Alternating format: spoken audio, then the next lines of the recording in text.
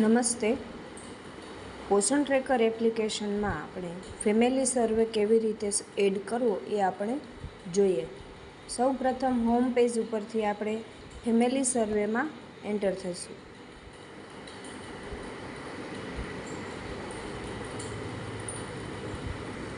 ત્યારબાદ આપણે family member add કરશું. સૌ પ્રથમ આપણે ફેમિલી એન્ટરમાં જશું.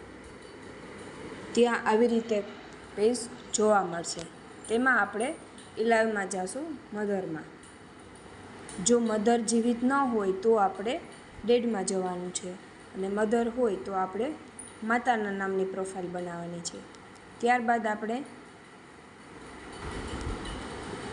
એડ પ્રોફાઇલ યુઝિંગ પીટી મતલબ પોષણ ટ્રેકર એપ્લિકેશનમાં જે લાભાર્થીઓ છે તેની આપણે ફેમિલી સર્વેમાં પ્રોફાઇલ બનાવવી છે, તો આપણે પીટીમાં જશું.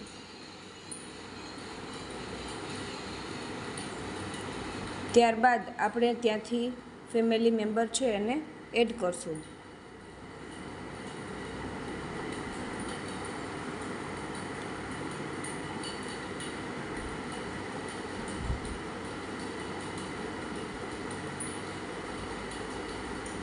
ત્યારબાદ એને નામની પ્રોફાઇલ ખૂટશે, એમાંથી આપણે સિલેક્ટ કરવાનું છે SC ST કે અધર. ત્યારબાદ તેમની કાસ્ટ.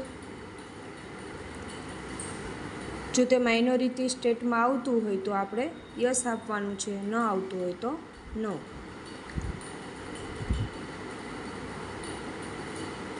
ત્યારબાદ તે આંગણવાડી સેન્ટર છે એની એરિયામાં રહે છે કે નથી રહેતા એ પ્રમાણે આપણે યસનો આપવાનું છે.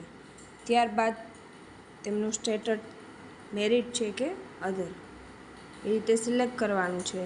અને અહીંયા આપણે તે લાભાર્થી છે કેવા પ્રકારનું છે તે આપણે જોવાનું છે. જો પ્રેગ્નેન્ટ વુમન હોય તો તેમાં, લેક્ટેટિંગ હોય તો તેમાં, અને અધર હોય તો તેમાં, એ મુજબ સિલેક્ટ કરવાનું છે. અને તેને આંગણવાડી પરથી જે સપ્લિમેન્ટરી ફૂડ છે એ પ્રોવાઈડ થાય છે તો યસ યા નો, તો આપતા હોય તો યસ. અને ત્યારબાદ આપણે સબમિટ કરવાનું છે.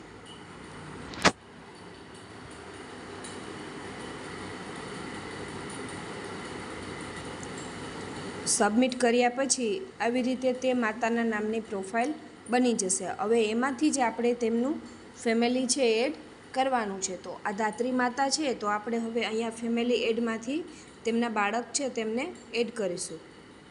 તો એ પીટીમાં જશું આપણે.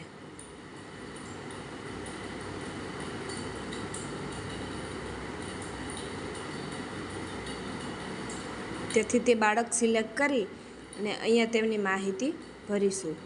તો જે આપણે પ્રોફાઇલ બનાવી છે તે એમનું આમની સાથે શું રિલેશન છે, તો સન લેવાનું છે આપણે. આવી રીતે માહિતી ભરવાની છે.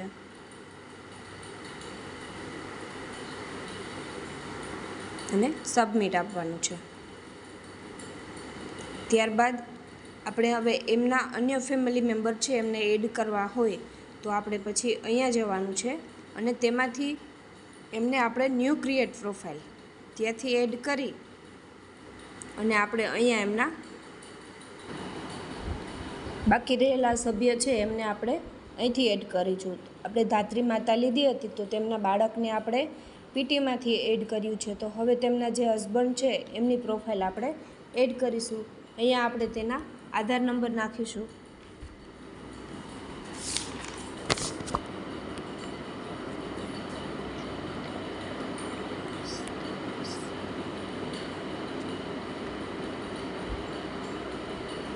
પછી આપણે અહીંયા નામ એડ કરીશું.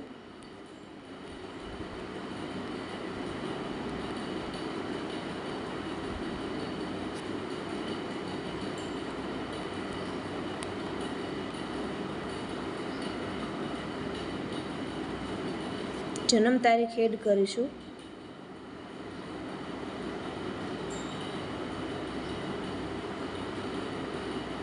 આધાર કાર્ડ મુજબ માહિતી આપણે ભરવાની છે બધી.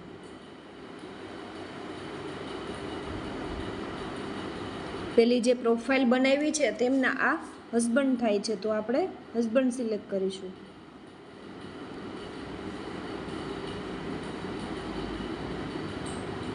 સબમિટ આપીશું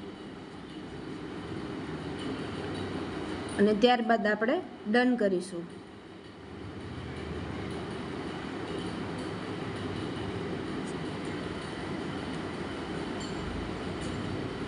હવે આપણે અહીંયા જોઈએ છે તો જે ફેમિલી સર્વે કરેલું છે તો આપણને એ પ્રમાણે માહિતી બતાવે છે કે મધર કેટલી છે, ફાધર કેટલા છે, મેલ ચિલ્ડ્રન, ફિમેલ ચિલ્ડ્રન.